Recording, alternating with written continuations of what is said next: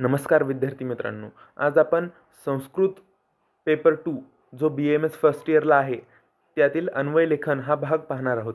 तर अन्वय म्हणजे नेमकं काय हे आपण पाहणार आहोत. त्याआधी अन्वयाचे महत्त्व काय ते पाहूया. तर BAMS फर्स्ट इयरच्या पेपर 2 मध्ये अन्वय हा भाग सहसा LAQ किंवा SAQला विचारला जातो. अष्टांग हृदय संहितेतील एखादा श्लोक दिला जातो व त्याचा आपल्याला अन्वय, त्याचं व्याकरण व त्याचं भावार्थ हे लिहिणं तिथे अपेक्षित असतं. तर आपल्याला अन्वय हा भाग आज पाहायचा आहे. अन्वय म्हणजे नेमकं काय ते आपण पाहूया. काव्य आणि गद्य म्हणजे गद्य आणि पद्य असे दोन भाग आपण कोणत्याही भाषेत पाहतो, म्हणजेच की प्रोज आणि पोएट्री. तर आपले श्लोक म्हणजे काय, तर एक काव्य आहे. काव्य म्हणजेच काय, तर पोएट्री आहे. आणि अन्वय अन्वय म्हणजे काय, तर तुमचं त्या काव्याचं एका वाक्यात रूपांतर. काव्य आणि वाक्य एवढं आपण लक्षात ठेवायचं आहे.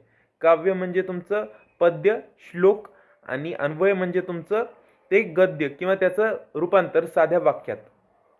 जसं आपण पाहूया, श्लोक आहे त्याचा आपल्याला अन्वय करायचं आहे असं अपेक्षित आहे. तर अन्वय म्हणजे काय हे आपण पाहिलेलं आहे की काव्याचं वाक्यात रूपांतर. म्हणजे आपलं सूत्र काय आहे, संस्कृत भाषेतील वाक्याचं साधं वाक्य आपण तयार करायचं झालं संस्कृत भाषेत तर काय करतो आपण, तर कर्ता कर्म आणि क्रियापद हे सूत्र आपण वापरतो. म्हणजे काय, रामः पुस्तकं पठती, बालकः कंदुकेन क्रीडती, म्हणजे असे सोपे वाक्य आहेत आपले. पण ह्याच्यात काय वापरतो आपण सूत्र, कर्ता कर्म आणि क्रियापद. राम करताय, पुस्तक वाचतोय आणि वाचण्याची क्रिया होते. अशा प्रकारे आपल्याला करायचं आहे. आणि अन्वयामध्ये एक महत्त्वाचं म्हणजे सर्वांनाच एक सोपी ट्रिक ही अशी सांगतोय मी की यामध्ये अन्वय कधीही चुकणार नाही. अन्वय म्हणजे काय, तर आपलं वाक्य आहे आणि नेहमी वाक्यात क्रियापदे शेवटी घेतो आपण. तर जर काही जमलं जरी नाही तरी आपल्याला क्रियापद हे शेवटी घ्यायचं आहे. एवढं फिक्स ठेवायचं डोक्यात की क्रियापद शेवटी ठेवलं की अन्वय चुकणार नाही.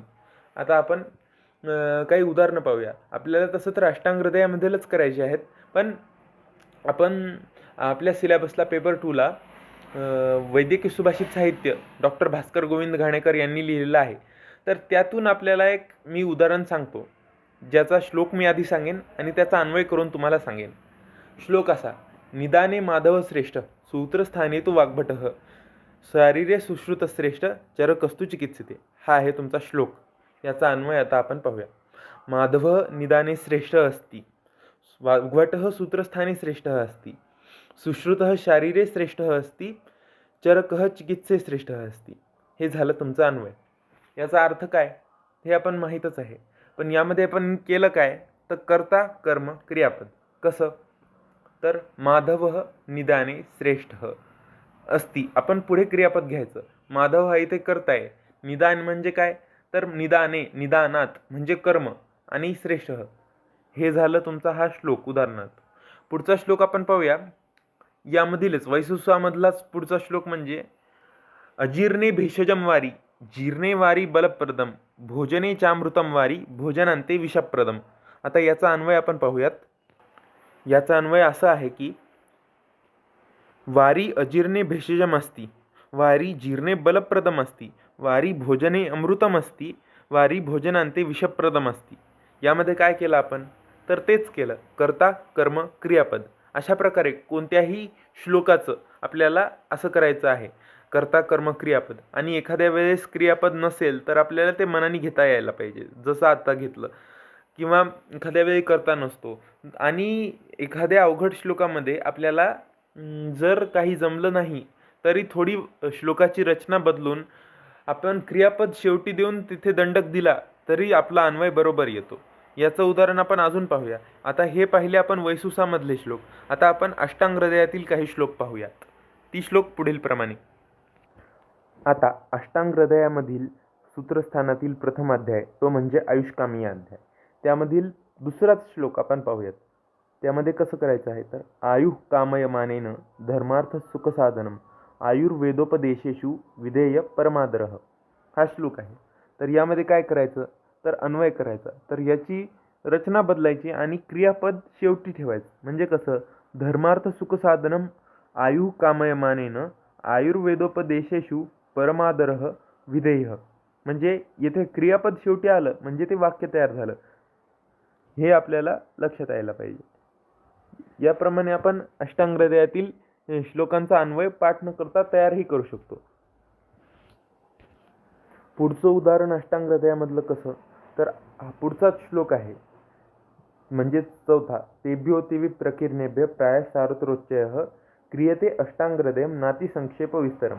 तर परत यामध्ये काय आपल्याला शोधायचंय, तर बाकी वाक्यरचना थोडीफार बदलून आपल्याला क्रियापद शेवटी ठेवायचं आहे. तर ते अन्वय कशा प्रकारे होईल ते आपण पाहूयात.